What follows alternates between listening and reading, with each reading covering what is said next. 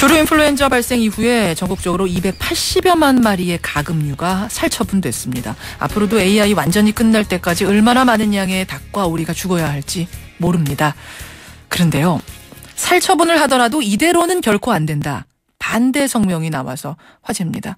사실 인간적으로 안쓰럽긴 해도 별다른 방법 없지 않겠느냐. 당연시했던 문제인데 이분들은 왜 문제 제기를 하는 걸까요? 오늘 화제 인터뷰, 어제 반대 성명을 낸 동물사랑실천협회 박소연 대표 만나보죠. 박 대표님 안녕하세요. 예, 안녕하세요. 그러니까 AI 발생하면은 해당 농장 주변 가금류에 대해서 어떤 때는 반경 500m, 어떤 때는 반경 3km, 5km 싹 다 살처분하는 거죠. 그렇습니다. 이 살처분 자체에 대해서 반대하시는 겁니까?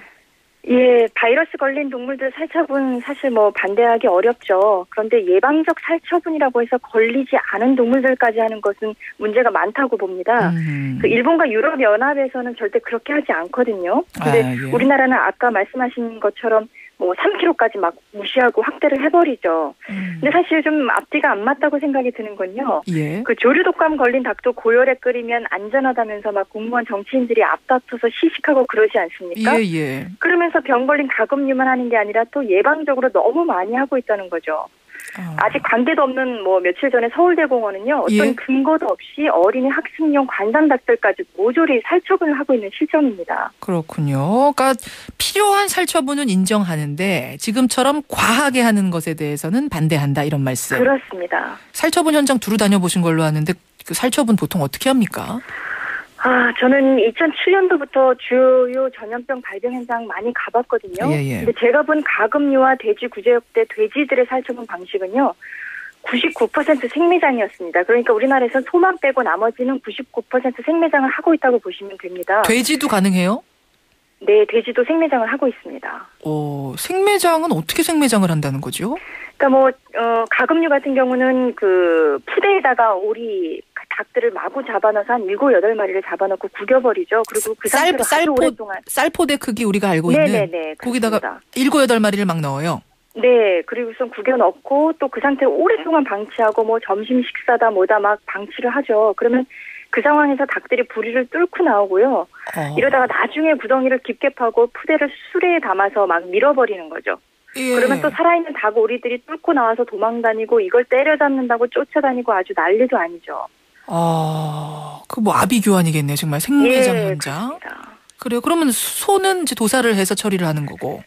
소는 석시니콜린이라는 사실은 고통스러운 약이지만 근육 이완제를 써서 죽인 다음에 메모를 하는데요. 예. 돼지하고 가금류들은 거의 다 밀어서 구덩이에 밀어서 그냥 산채로 메모를 하는 겁니다. 야, 그럼 일단 전 딱 드는 생각이 그 가축들 생매장 하는데 참여한 공무원들도 참 정신적으로 힘들겠다 이 생각 드네요.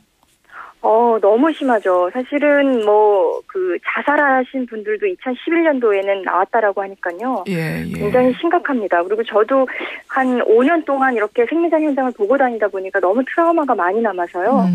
굉장히 좀 고통스러웠던 기억도 있고 또 현장에서는 여성 인부들이 동원되기도 하거든요. 닭고기 공장의 인부들이. 예. 그 인부들이 실제로 항의하는 것도 많이 봤습니다. 왜 죽여서 메모를 해야지 우리한테 산 동물들 이렇게 메모라는 걸 시키느냐. 그렇군요. 이렇게 항의를 하는데 현장에서는 막 그 인부들한테 욕설을 하면서 지시대로 하지 않는다고 아주 막무가내식으로 그렇게 몰아붙이는 현장들이 많이 있습니다. 그렇군요. 그러니까 일단은 좀 과한 반경 몇백 미터라는 게 그 당시의 그 상황과 좀 딱 맞아떨어지는지 근거 없이 과하게 지정이 되는 것, 이 부분 하나 지적하시는 거고. 그렇습니다. 또 하나는 살처분을 하더라도 좀 다른 방법으로 할 수는 없느냐 이 말씀을 하시는 건데. 그렇습니다. 예. 근데 이게 사실은 가장 손쉽고 돈 적게 드는 방법이다 보니까 좀 비인도적이고 비위생적인 거 알면서도 이용하는 걸 텐데요. 이 방법 말고 뾰족한 대안이 있을까요?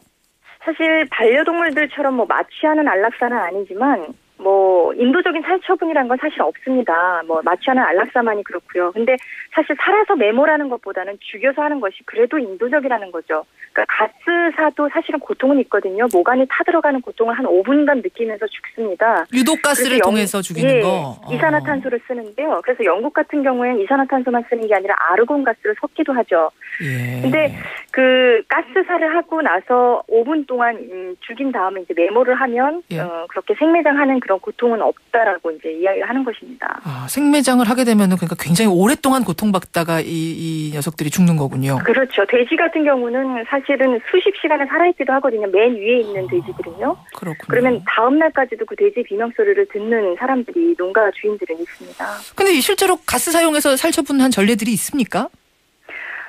사실 제가 5년 동안 조사하는 동안에요. 그 돼지에 대해서 가스사하는 거 가금은 전혀 아니었고요. 예. 돼지 한 번 딱 하는 거 봤습니다. 그래서 그날은 왜 가스사를 할까 너무 놀라서 시청을 방문을 했거든요. 예. 그랬더니 농림부 장관이 방문하신 날이더라고요. 그러니까 그날만 매뉴얼을 지켰다는 거죠. 그날만 매뉴얼을 지켰다. 그러면 지금 정부에서 내려온 매뉴얼은 가스로 살처분하는 건가요? 지금 매뉴얼도 그렇고 동물보호법도 그렇고 가축 전염병 예방법에도요. 그 가스사나 전기사로 죽인 다음에 메모를 하도록 되어 있습니다. 그런데 이거를 정부가 그냥 관행적으로 또 그 지자체에서는 아예 그냥 편리하게 그동안 해왔던 관행대로 하고 있는 거고요. 사실은 농림부가 동물보호법을 만들어 놓고도 스스로 동물보호법을 어기고 있는 거죠. 처벌 규정이 없다라는 이유로 그냥 주먹구구식으로 예전에 했던 방식 그대로 하고 있는 겁니다. 그렇군요. 그러니까 일단 매뉴얼은 가스로 인해서 먼저 살처분을 한 후에 매장을 하라. 그것이 훨씬 인도적인 차원도 인도적인 차원이지만 비위생적인 걸 피할 수 있다. 이런 건데 지키고 있는 곳이 없다.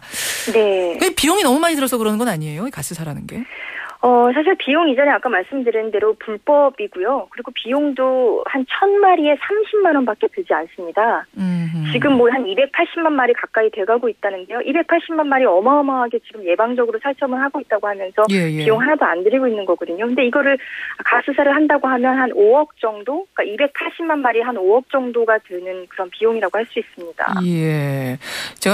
저도 동물 사랑하는 입장에서 자꾸 반론하기 좀 껄끄럽긴 합니다만 그래도 할 수밖에 없는 게 방역 작업이라는 건 재빨리 신속하게 최대한 이 퍼지는 걸 막아야 하는 거 아니겠습니까? 그러다 보면 그런데 이게 좀 과잉이라고 계속 말씀을 하셨는데 조금 과하다 싶을 정도로 살처분을 해야 이게 방역 효과가 있지 않겠는가, 예방 효과가 있지 않겠는가, 여기에 대해서는 어떻게 보세요? 그렇지 않다고 보고요. 제가 봤던 생매장 현장과 생매장 하지 않은 유일한 현장의 그 시간 차이는요, 5분의 1입니다. 그러니까 생매장 하지 않는 현장이 5분의 1 정도의 시간밖에 들지 않는다는 거죠. 그러니까 그 생매장 방법에 관해서는 그렇고요. 아까 지금 과하게 지금 좀 설처분을 하고 있다는 면도 지적을 해주셨는데 조금 과한 듯이 해야 철저한 예방이 되지 않겠는가, 더 퍼져나가는 걸 막지 않겠는가, 여기에 대해서는 어떻게 생각하세요? 그렇지 않습니다. 현장에서 이미 매뉴얼을 어기고 너무 그 주먹구구식으로 어떠한 체계도 없이 또 소독도 제대로 이루어지지 않고요. 이렇게 하면서 동물들만 죽이고 나서 우리는 예방적 살처분 했으니까 이제 바이러스가 방제될 거다 이렇게 얘기하고 있는데요.